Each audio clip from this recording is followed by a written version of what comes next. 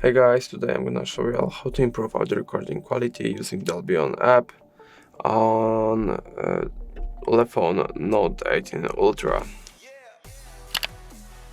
Firstly, going to Google Play Store, tap on search bar, and now search up Dolby On. Now install this app.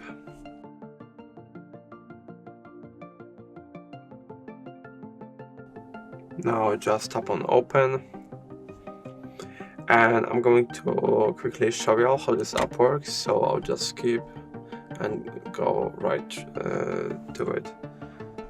So you can either start a voice recording or a normal video recording.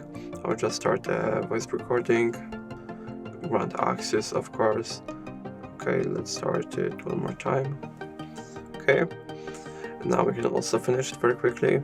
Now in the bottom left corner you will be able to see your gallery. So let's head there, right here. And here is the recording that I have just made. And if this icon is colorful, it means the audio is being played with effects of Dolby On app.